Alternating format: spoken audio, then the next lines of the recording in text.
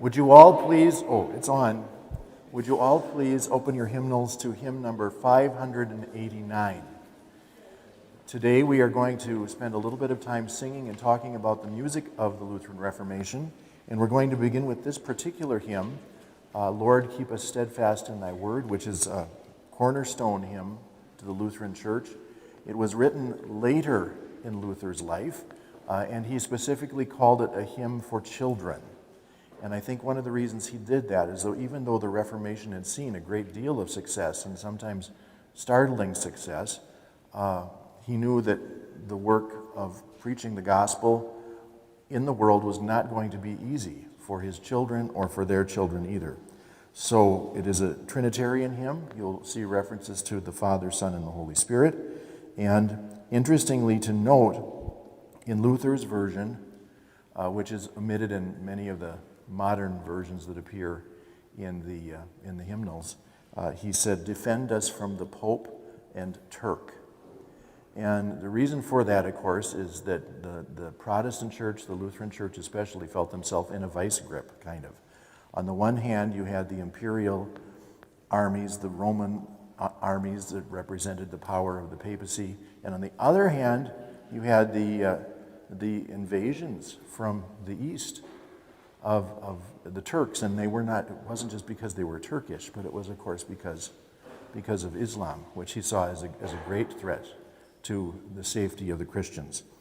So something to tell your children someday. It's a good bedtime story. So let's stand and sing this wonderful hymn.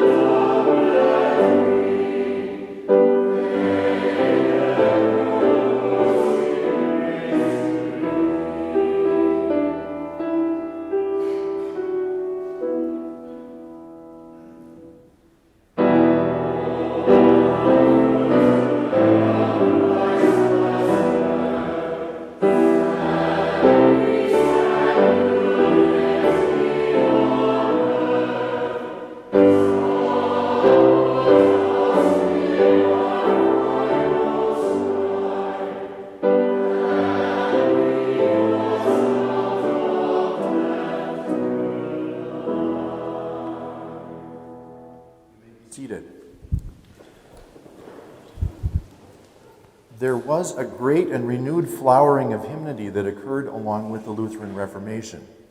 Martin Luther had grown up in a church, the Roman Catholic Church, that had a very, very, very rich musical tradition.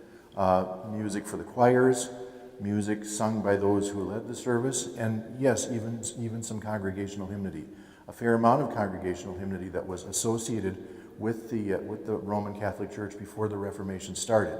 So Luther would have grown up obviously as a student in a Latin school. He would have been able to follow along with the chants and sing along with them and understand the words. That wasn't a big stretch.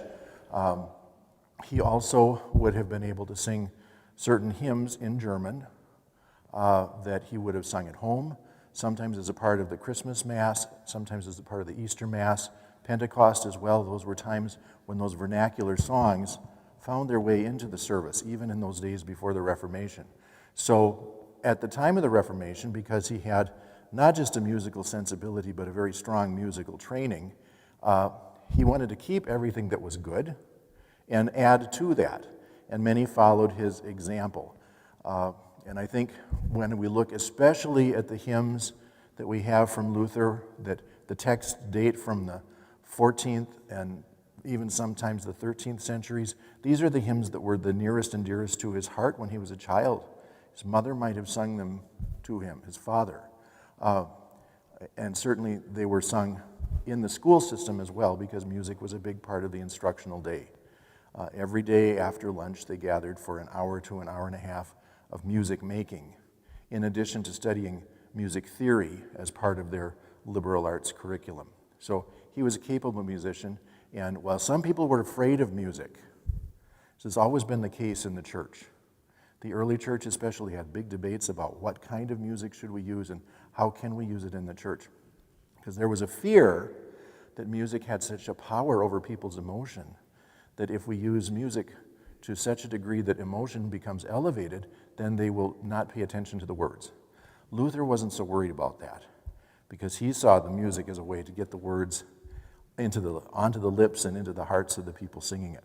Now we're going to look at another hymn for children. It's 123, and we'll sing stanzas 13 to 15.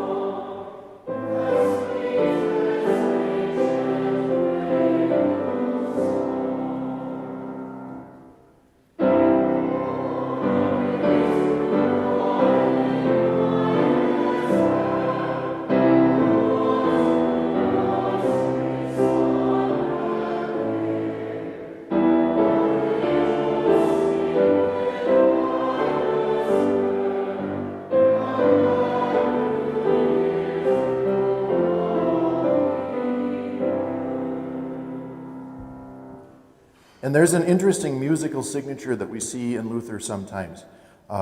This hymn, of course, is in a major scale. And he used that. That was not a mode that was used so very much in the Middle Ages. The other modes were used, other forms of pitches, set pitches, I guess you'd call them. That's what a mode really is. They were used melodically, and they had very different emotional effects. But he loved this, and he especially liked this descending major scale.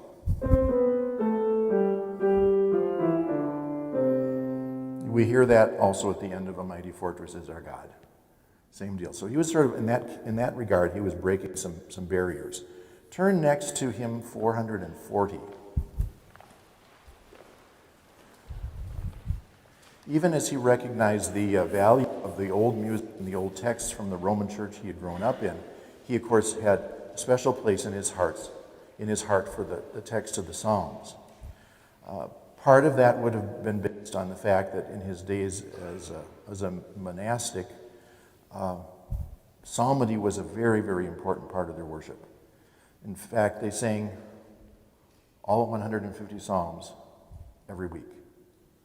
That was a big part of what they did. If you were a monk or a nun, you went to chapel, like we are now, for 15 minutes, 7 or 8 times a day. And in the course of that time, the psalms were all split up, so you'd sing the entire Psalter every week. That, to me, whenever I think about that, is kind of overwhelming, because the texts of the Psalms are so rich and so varied. And of course, for Luther, they become a very important part of his career as a teacher, lecturing on the Psalms. This particular hymn is based on Psalm number 12. Take some time to Google on that and read it. He sticks pretty close to the text. Sometimes he will add some extra ideas, but sort of to enrich the text and give it more of a New Testament cast. In this case, however, you can see how the people in the early Lutheran Church would have, when there was still in days of struggle. Sometimes we think that everybody fell out of bed on November 1st, 1517, singing "A Mighty Fortress is Our God."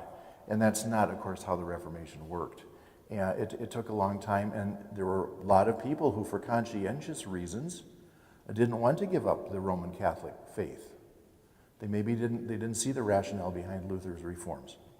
So when the Reformation came to certain regions and certain cities especially, it was not immediately always accepted just like that. So let's take a look at 440, and we'll sing the first 3 stanzas, and then I'll talk a little bit more, all right? And this is a marvelous angular melody. It's scary old, and of course this is one where Luther builds a new hymn tune on the modal musical ideas of the Middle Ages.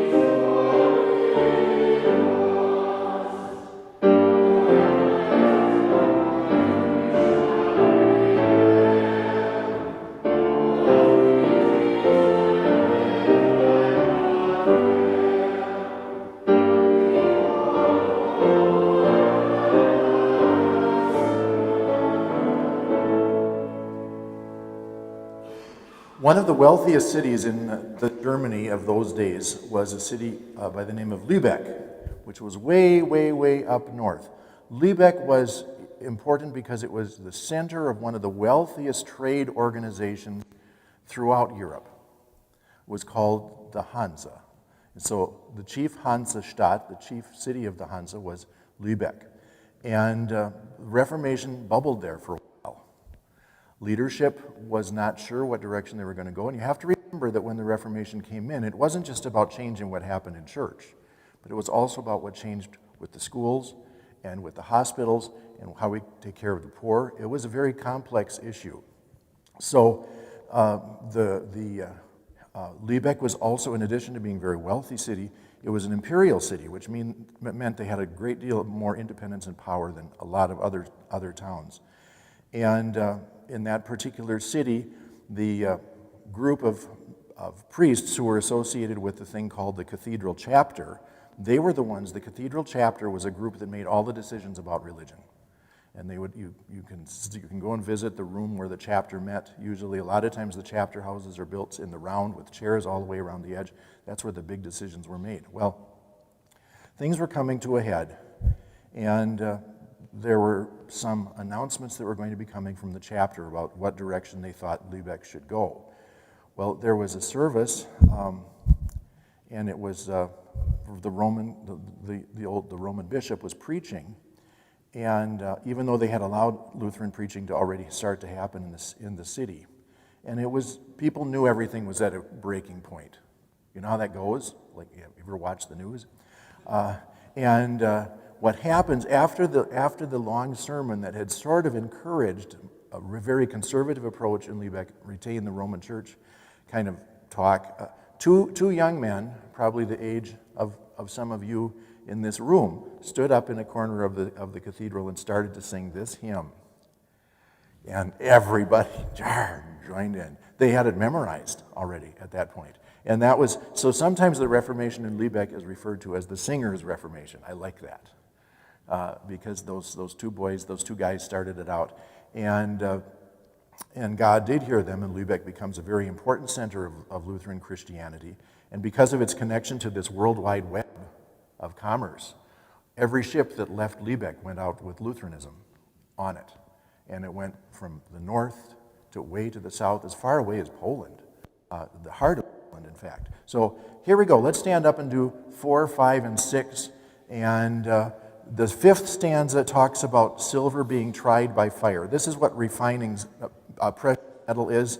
You apply heat to the precious metal to get rid of the junk. That junk is called dross. Rhymes with cross. It's great. So here we go.